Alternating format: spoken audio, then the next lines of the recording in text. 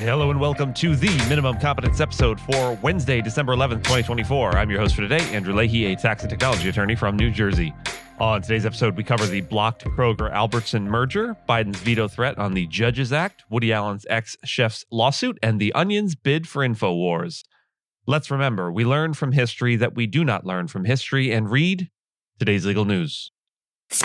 On this day in legal history, December 11th, 2008, financier Bernard L. Madoff was arrested by federal authorities for orchestrating one of the largest Ponzi schemes in U.S. history. Madoff, a respected figure on Wall Street and former chairman of NASDAQ, had promised consistent high returns to investors. However, he used money from new investors to pay returns to earlier ones rather than generating legitimate profits. The scheme unraveled during the 2008 financial crisis when panicked investors sought to withdraw funds, revealing Madoff's inability to cover billions of dollars. Madoff's fraud affected a vast range of victims, including wealthy individuals, charities, and pension funds, some of which were completely wiped out.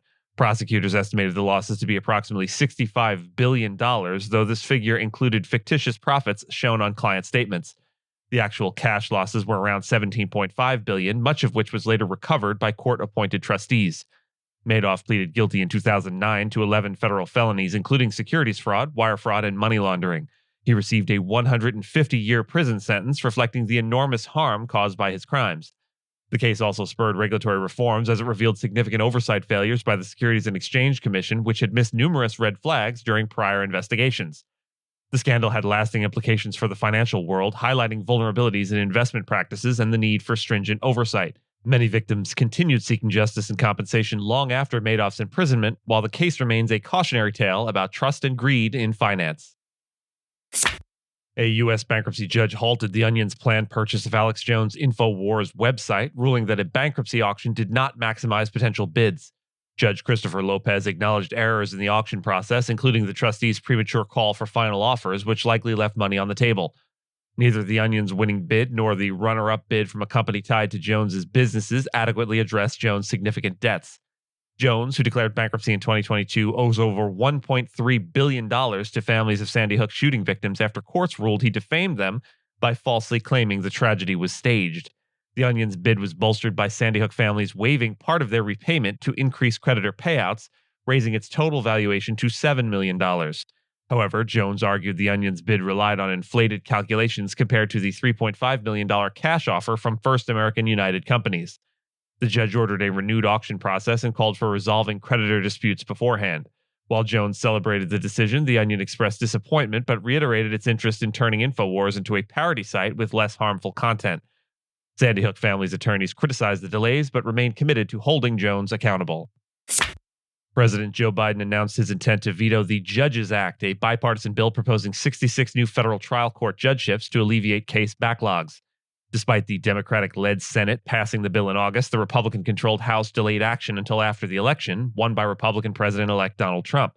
The White House criticized the timing, suggesting partisan motives, and noted Republicans' prior resistance to filling judicial vacancies under Biden. The legislation aims to stagger new appointments over a decade to distribute appointments across 3 presidential administrations, addressing concerns about partisanship in judicial nominations. Republican Senator Todd Young, the bill's sponsor, and several judges emphasized the urgent need for additional resources, citing increased case filings and delays since 1990.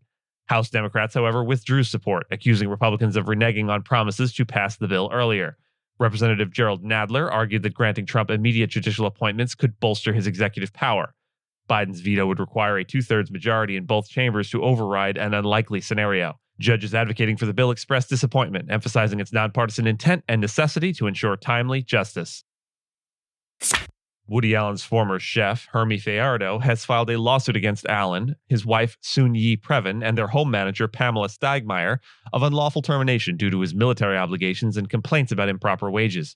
Fajardo alleges violations of the Uniformed Services Employment and Reemployment Act, or USERRA, and New York labor laws, asserting that he was dismissed after raising concerns about taxless paychecks and reduced wages during his Army Reserve training.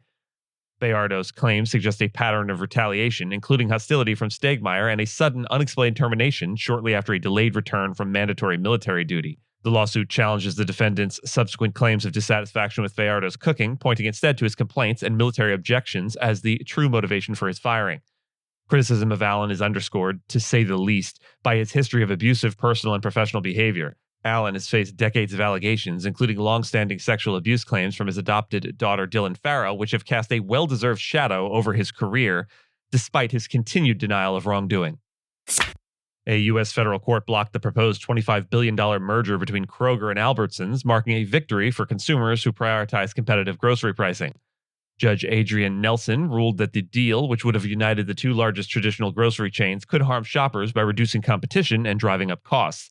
The decision aligns with the Federal Trade Commission, or FTC's, efforts to counteract inflation and protect consumers. The FTC and state attorneys general argued that the merger would limit choices for consumers and weaken the bargaining power of unionized grocery workers. The court rejected Kroger's claims that the deal would reduce prices and improve services through efficiencies, noting the lack of enforceable guarantees. Concerns about job losses and potential harm to small businesses were also central to the opposition. For shoppers, the decision improves the chance that grocery prices remain as low as possible by preserving competition between major chains. With food costs already having risen by 25% in recent years, maintaining market competition is a crucial step toward affordability. This ruling reinforces the importance of competition in the economy, benefiting not only consumers, but also workers and small businesses. While Kroger and Albertsons argued that the merger was necessary to compete with giants like Walmart and Amazon, the court doubted whether their proposals to sell stores to maintain competition would succeed. Ultimately, this decision supports those who believe that strong antitrust enforcement is essential for a balanced economy. And with that, and as always, I thank you so much for listening to Minimum Competence, your daily news podcast for lawyers. If you're looking for more than minimum competence, links to further reading on all the topics touched on today are in the show notes. And reviews go a long way towards helping new listeners to find our show. If you have a moment, leave a rating or review on your podcast player. We'd sure appreciate it. And if you know someone that might be interested in a story we cover, consider sending them the episode. But remember, nothing here should be construed as legal advice because it is certainly not that. Minimum Competence is available at minimumcomp.com and wherever you get your finely crafted podcasts. If you haven't checked out the website in a while, give it a look. There are complete transcripts and resources for each episode and its corresponding segments, as well as an opportunity to receive new episodes in email, newsletter, form. We'll see you back here tomorrow, and until then, remember, the rain in December whispers secrets to the bare trees.